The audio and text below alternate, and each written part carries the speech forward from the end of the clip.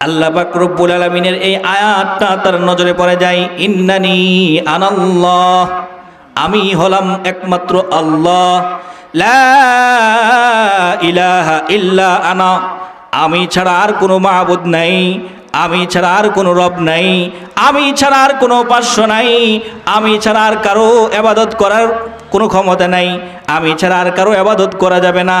ফা'বুদুনি, আমি যদি রব হয়, আমি যদি মালিক হয়, আমি যদি আল্লাহ হয়, আমি যদি সৃষ্টি করে থাকি, আমি যদি রিজিক দিয়ে থাকি, ও বান্দা শোন, ফা'বুদুনি, এখানে একমাত্র আমার গোলামি চলবে, একমাত্র আমার গোলামি করতে হবে। তোমরা আমি আল্লাহর ইবাদত করো, গোলামি করো। যদি আমি আল্লাহর ইবাদত করতে পারো, বান্দা শুনে রাখো, আমি আল্লাহ তাআলা তোমাদেরকে দুনিয়া এবং আখিরাতে দামি বানায়া দিমু। ঈমান আনবা, দামি বানায়া দেবো, ইবাদত করবা, জান্নাতের ভিতরে নিয়ামত দিয়ে ভরপুর করে দেবো। চিরস্থায়ী জাহান্নাম থেকে মুক্তি দান করছেন, আলহামদুলিল্লাহ। চিরস্থায়ী আযাব থেকে কি করছেন? মুক্তি দান করছেন।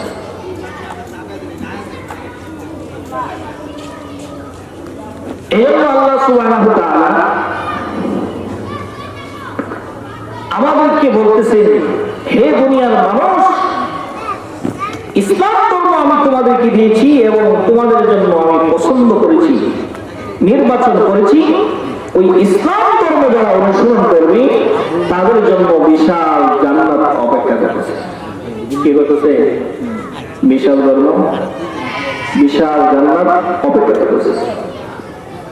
কোন ব্যক্তি যদি ইসলাম ছাড়া অন্য কোন ধর্ম মানে, সে সারা পৃথিবীর ক্ষমতাধর হইতে পারে, আল্লাহর নিকট তার চেয়ে বড় নিকৃষ্ট আর কিছু নেই। আর কোন ব্যক্তির দিলের মধ্যে ঈমান আছে, ইসলাম আছে, সে সাধারণ জীর্ণশীর্ণ ব্যক্তি হলেও আল্লাহ পাক সুবহানাহু ওয়া তাআলা এই 10টা পৃথিবীর সমপরিমাণ একটা জান্নাত তার জন্য রিজার্ভ করে রেখেছেন। সুবহানাল্লাহ। কয়টা পৃথিবী? কয়টা পৃথিবী? 10টা পৃথিবী।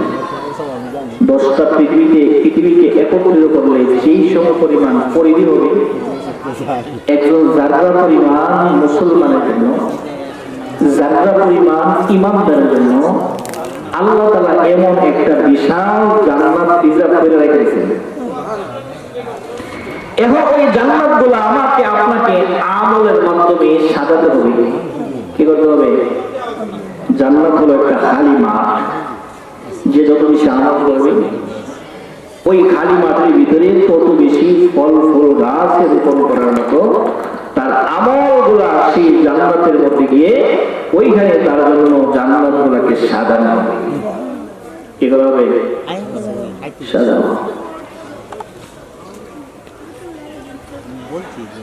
আমাদের নবী রাসূলুল্লাহ সাল্লাল্লাহু আলাইহি ওয়াসাল্লাম আসার পরে পৃথিবীতে যত ধর্ম ছিল সব ধর্ম বানচাল হয়ে গেছে। কি হয়েছে? আমার কথাগুলো গুরুত্বপূর্ণ, মনোযোগ দিতে হবে। এইভাবে মানুষকে কেন বলতেছে এই কথা বলা, আমাদের বাংলাদেশের বিভিন্ন জায়গায় খ্রিস্টানরা বিভিন্নভাবে ধর্মান্তরিত করতেছে, অর্থাৎ মুসলমানদেরকে ইসলাম থেকে দূরে সরাইয়া তাদেরকে খ্রিস্টান বানাইতেছে। আর আমরা এখানে ঘুমাই দিছি, আমরা এখানে ঘুমিয়ে আছি, আমাদের বাইকে নিয়ে যাচ্ছি। যে 10টা পৃথিবীর সমপরিমাণ একটা জান্নাতের মালিক ছিল তাকে জাহান্নামের লাকড়ি বানাই ফেলতেছে। আমরা এখানে ঘুমাই দিছি। তাদেরকে গিয়ে একটা ধোঁকা দেয়। কিভাবে ধোঁকা দেয়? তারা বলে যে এই কোরআনটা এটা কার কিতাব? এই ছোট্ট কথা বলবো না, এ কোরআনটা কার কিতাব? তারা বলে আল্লাহর কিতাব।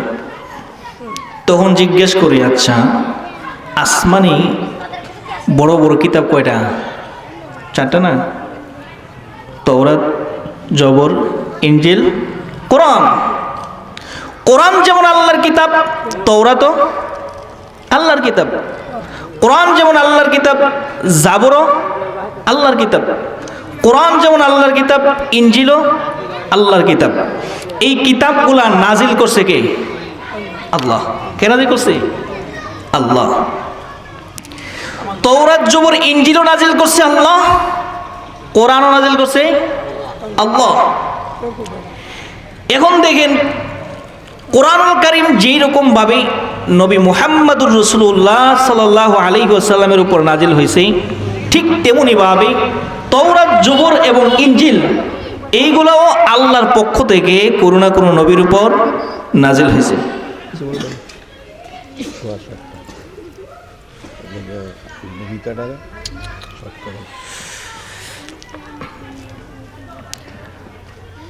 কোরআন যেমন আল্লাহর পক্ষ থেকে নবীর উপর নাজিল হয়েছে, তৌরাত, জবর, ইনজিল এইগুলো আল্লাহর পক্ষ থেকে কোনো না কোনো নবীর উপর নাজিল হয়েছে। এখন তাদের প্রশ্ন, কোরআনও যদি আল্লাহর কিতাব হয়, বাকিগুলোও যদি আল্লাহর কিতাব হয়, কোরআনও যদি আল্লাহ পাঠায় থাকেন, বাকিগুলো যদি আল্লাহ পাঠায় থাকেন, নবী মুহাম্মদুর রাসূলুল্লাহ সাল্লাল্লাহু আলাইহি ওয়াসাল্লামও যদি আল্লাহর রসুল হয়, বাকি অন্যান্য কিতাব যাদের উপর নাজিল হয়েছে ওনারাও যদি আল্লাহর রসুল হয়, কোরআন মানলে জান্নাতে যাবে, বাকিগুলো মানলে জাহান্নামে যাবে কেন?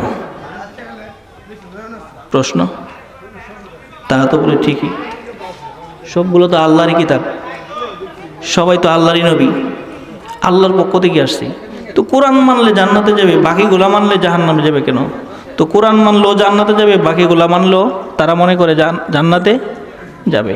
আসলে না, যারা কোরআন মানবে তারা জান্নাতে যাবে।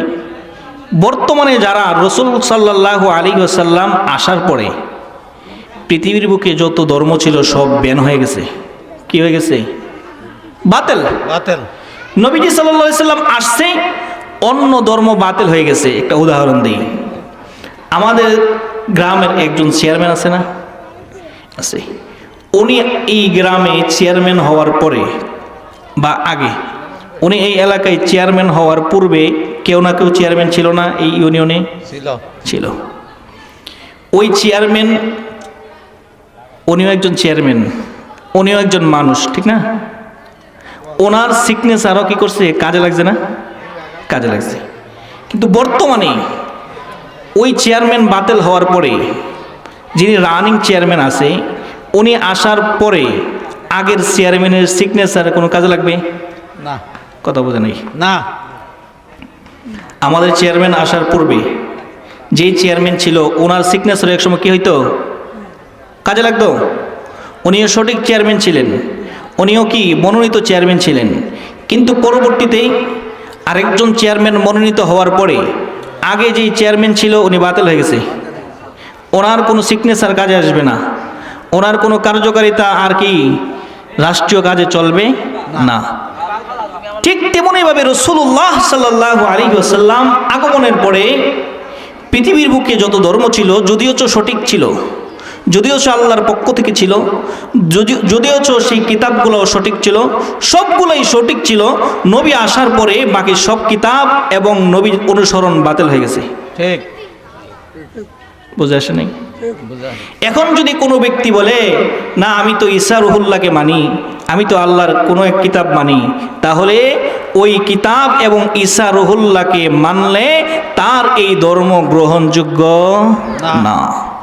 নবীর আগমনের পরে সব ধর্ম বাতিল, নবী আগমনের পরে সব কিতাব বাতিল, নবী আগমনের পরে কোনো ধর্ম চলবে না, শুধু ধর্ম চলবে কার?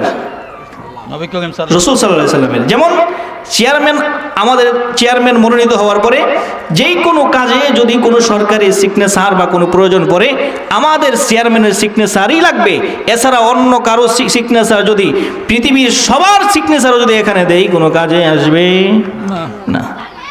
এই জন্য রাসূল সাল্লাল্লাহু আলাইহি ওয়াসাল্লামের অনুসরণ ছাড়া এবং আমাদের নবীর আনিত কিতাব কোরআন ছাড়া, ইসলাম ধর্ম ছাড়া বাকি কোনো ধর্ম আল্লাহর কাছে গ্রহণযোগ্য না। আরেকটা উদাহরণ দিলে আপনারা সহজে আরো বুঝবেন। মনে করেন একজন ব্যক্তি একটা ভালো কোম্পানি থেকে, ভালো কোম্পানির ভালো ডাক্তারের প্রেসক্রিপশন অনুযায়ী ওই ব্যক্তিটা তার বাবাকে ক্যান্সারের চিকিৎসা করছে। কি করছে? তার বাবা ছিল ক্যান্সারের রোগী। সে চিকিৎসা নিয়েছেন ভালো একজন ডাক্তার থেকে, এবং ওই ডাক্তার সাহেব যেই কোম্পানির ওষুধ লিখছেন সেই ওষুধগুলো ছিল অত্যন্ত ভালো। ওই ওষুধগুলা খেয়ে তার বাবা সুস্থ হয়েছে। এইভাবে চলতে চলতে হঠাৎ করে তার বাবা দুনিয়া থেকে বিদায় হয়ে যায়, কিন্তু ওষুধ অনেকগুলো রয়ে গেছে। এখন 10 বছর পরে একই রোগে আক্রান্ত হয়েছে তার ছেলে। একই রোগে আক্রান্ত হয়েছে তার ছেলে, কিন্তু যেই ডাক্তার ছিল ওই ডাক্তার এখান থেকে কি হয়ে গেছে, পরিবর্তন হয়ে গেছে। পরিবর্তন হওয়ার পরে তার চেয়ে আরো ভালো একজন ডাক্তার এখানে নিয়োগ দিছে। দেওয়ার পর ওই একই কোম্পানির ওষুধ ওই ডাক্তার না লিখে, যেই ডাক্তার তার বাবাকে চিকিৎসা করছে আরেকজন ভালো ডাক্তার লিখছে। ওই ভালো ডাক্তার আর ওই ওষুধগুলা লেখে নাই, এগুলা লিখছে আরেক ধরনের ওষুধ। কি ধরনের বুঝেন না কথা? আরেক ধরনের ওষুধ লিখছে, কিন্তু কোম্পানি ঠিক আছে। আরেক ধরনের ওষুধ লিখছে, কি আছে, কোম্পানি ঠিক আছে। ডাক্তার পরিবর্তন হয়েছে, ঔষধ পরিবর্তন হয়েছে, কিন্তু ওই ব্যক্তির ঘরে পূর্বের অনেক ওষুধ রয়ে গেছে তার বাবাকে যে খাওয়াইছিল। কিন্তু ওই ডাক্তারে যেই থেকে যে ওষুধগুলো আনছিল ওই ওষুধগুলো 10 বছর আগে ডেড ওভার হয়ে গেছে। কি হয়ে গেছে? ডেড ওভার হয়ে গেছে। এখন সে যদি বলে না আমার বাবা তো এই পূর্বের ডাক্তারের ওষুধ খায় সুস্থ হয়েছে, ওই ওষুধ তো আমার ঘরে এখন আছে, এখন যদি বর্তমান ডাক্তারের চিকিৎসা না নেয়া, সে যদি আগের ডাক্তারের প্রেসক্রিপশনকৃত ওষুধগুলা যেগুলা ঘরে আছে ওইগুলা যদি সে সেবন করে বা কি করে সেই ওষুধগুলা সে খায়, তাহলে সে সুস্থ হবে না? কি হবে? এটা আরো তাড়াতাড়ি মরবো। যেটা মরার কথা ছিল কয়েকদিন পরে, এটা এখনকার ডেট ওভার ওষুধ খাওয়া, এটা কি আরো তাড়াতাড়ি মরবে। আসলে কি ওষুধের কোনো সমস্যা ছিল না, ডেটের সমস্যা। ওষুধ কিন্তু ভালো ছিল, কোম্পানি কিন্তু ভালো ছিল, ডাক্তার কিন্তু ভালো ছিল।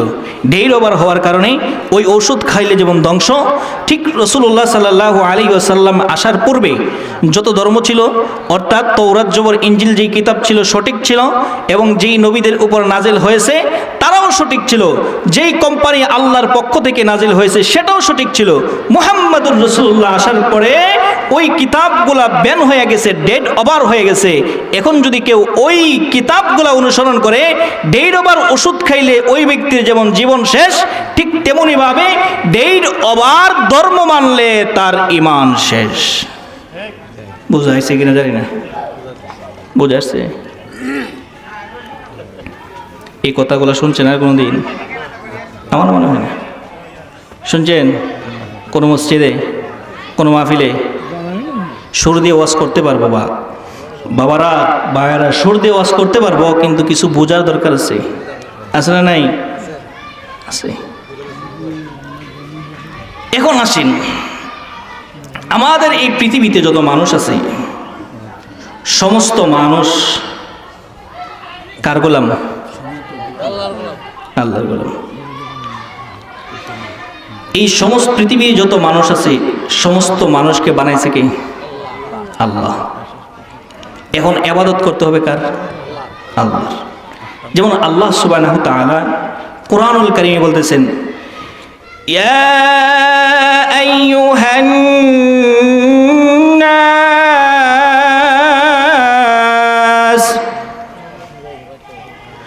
উ'বুদু রাব্বাকুমুল্লাযী খালাকাকুম ওয়াল্লাযীনা মিন ক্বাবলিকুম লা'আল্লাকুম তাত্তাকুন।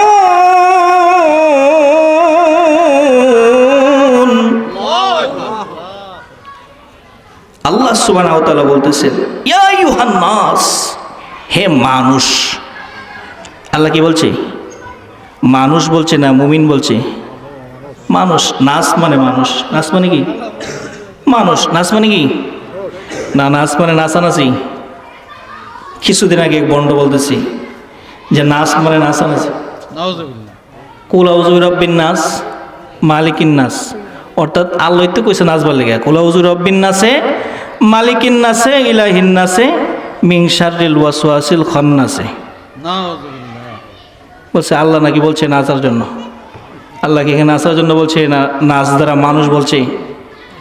আল্লাহ বলতেছি ইয়া আইয়ুহান নাস, হে মানুষ, উবুদু, ইবাদত করো। আল্লাহ বলতেছে হে মানুষ তোমরা ইবাদত করো। কার? আল্লাহ বলতেছে রাব্বাকুমুল্লাযী খালাকাকুম, যিনি তোমাদেরকে সৃষ্টি করছেন। এখন বলেন তো আমাদেরকে সৃষ্টি করছেন কে? হিন্দু ভাইদেরকে সৃষ্টি করছেন কে? ইহুদি ভাইদেরকে সৃষ্টি করছেন কে? পৃথিবীর বুকে যত ধর্মাবলম্বী আছে সবাইকে সৃষ্টি করছেন কে? আল্লাহ। এখন পৃথিবীর বুকে যেই ভাইয়েরা যেই ধর্ম মানে তারা মানুষ না ফেরেশতা? মানুষ না? মানুষ। আল্লাহ তো বলতেছে ইয়া আইয়ুহান নাস, হে মানুষ, উবুদু রাব্বাকুম, তোমরা ইবাদত করো তোমাদের রবের। যেই রব তোমাদেরকে সৃষ্টি করছেন, যেই রব আমাদেরকে সৃষ্টি করছেন, হিন্দু ভাইদেরকেও তার সেই রবে কি করছেন? সৃষ্টি করছেন। এই আল্লাহ ছাড়া অন্য কেউ সৃষ্টি করে নাই। সুতরাং যিনি সৃষ্টি করছে তিনার ইবাদত করার জন্য বলতেছে। তাহলে আমাদের রব আল্লাহ, হিন্দু ভাইদের রব আল্লাহ, ইহুদি ভাইদের রব আল্লাহ, নাসারা ভাইদের রব আল্লাহ, অর্থাৎ পৃথিবীর সবার রবকে আল্লাহ। মুসলমানের রব শুধু আল্লাহ নাকি সবার রব আল্লাহ? এখন আসেন, গেল আমাদের পৃথিবীর যা কিছু আছে সব কিছুর রব হইল আল্লাহ। এখন বলেন তো মুহাম্মাদুর রাসূলুল্লাহ সাল্লাল্লাহু আলাইহি ওয়াসাল্লাম কার নবী? বলেন তো কার নবী? আল্লাহর নবী। মুহাম্মাদুর রাসূলুল্লাহ সাল্লাল্লাহু আলাইহি ওয়াসাল্লাম কার নবী? মুসলমানদের নবী শুধু? মুহাম্মদ সাল্লাল্লাহু আলাইহি ওয়াসাল্লাম কি শুধু মুসলমানদের নবী? না, আল্লাহ ঘোষিত নবী। রাসূল সাল্লাল্লাহু আলাইহি ওয়াসাল্লাম শুধু মুসলমানদের নবী নয়, হিন্দুদেরও নবী মুহাম্মাদুর রাসূলুল্লাহ। আমার হিন্দু ভাই যারা আছে ওনাদের নবীকে রাসূল সাল্লাল্লাহু আলাইহি ওয়াসাল্লাম। ইহুদি, খ্রিস্টান, বৌদ্ধ, নাসারা যা কিছু আছে পৃথিবীর বুকে যত মানুষ আছে সমস্ত মানুষের নবীকে নবী। আল্লাহ হইল এক জিনিস, নবী হইল এক জিনিস। সব মানুষের নবী মুহাম্মাদুর রাসূলুল্লাহ। এই কথাটাও আল্লাহ কোরআনে ঘোষণা করে দিয়েছেন, ইন্নী রাসূলুল্লাহি ইলাইকুম জামিআ। নবীজি বলেন শোনো মুসলমান, আমি শুধু মুসলমানদের নবী নয়, আমি হিন্দুদেরও নবী। আমি শুধু মুসলমানদের নবী নয়, আমি ইহুদি, খ্রিস্টান, নাসারা, বৌদ্ধ, পৃথিবীর বুকে যত ধর্মাবলম্বী আছে সবার নবী আমি মুহাম্মাদুর রাসূলুল্লাহ। ইন্নী রাসূলুল্লাহি ইলাইকুম জামিআ, আমি শুধু এককভাবে মুসলমানদের নবী নই, আমি পৃথিবীর সবার নবী। কার নবী? সবার নবী। এখন ওই আল্লাহ এবং মুহাম্মাদুর রাসূলুল্লাহ এই দুইজনের, আল্লাহ এবং আল্লাহর রসুলের ইবাদত এতাআত ছাড়া কোনো ব্যক্তি সঠিক হইতে পারে না।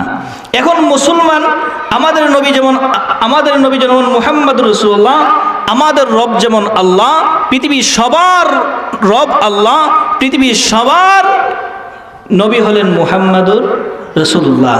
এই জন্য আল্লাহ যেই ধর্মকে মনোনীত করেছেন, রাসূলুল্লাহ সাল্লাল্লাহু আলাইহি সাল্লাম যেই ধর্ম নিয়ে আগমন করেছেন, ওই ধর্ম ছাড়া পৃথিবীর কোনো ধর্ম মানলে সেই ধর্ম গ্রহণযোগ্য হবে না।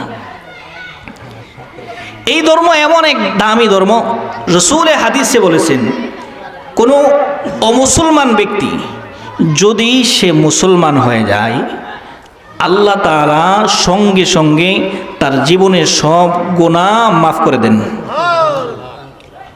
ইন্নাল ইসলাম, ইসলাম এমন একটা মেডিসিন, ইসলাম এমন একটা মেডিসিন, ইয়াহদিমু মা কানা ক্বাবলা, এমন মেডিসিন যেই ব্যক্তি ইসলাম নামক মেডিসিন ব্যবহার করবে তার পূর্বে সব খতা, কুসুর, শিরিকি, বেদাতি সব আল্লাহ তাআলা ক্ষমা করে নিষ্পাপ বানায় দিবেন।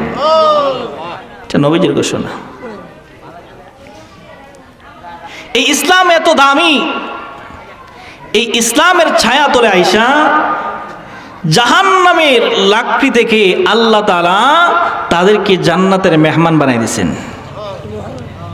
যেমন ওমরের ঘটনা শুনছেন না, উনিও কিন্তু এক সময় মূর্তি পূজা করত। কি করত? মূর্তি পূজা করত। হযরত ওমর রাদিয়াল্লাহু তাআলা আনহু উনিও এক সময় মূর্তি পূজা করতেন, কিন্তু আল্লাহর রাসূলের একটা দোয়ার কারণে আল্লাহ তাআলা তার দিলের ভিতরে হেদায়েতের নূর দিয়ে দিয়েছেন। ওমর রাদিয়াল্লাহু তাআলা আনহু রাসূলের গর্দান শিরোচ্ছেদ করার জন্য, গর্দান থেকে মাথাকে আলাদা করার জন্য ওমর তলোয়ার নিয়ে বের হয়, কিন্তু আল্লাহ তাআলা ওই শিরোচ্ছেদের বদলতে ঈমানি দৌলত দিয়ে দিয়েছেন।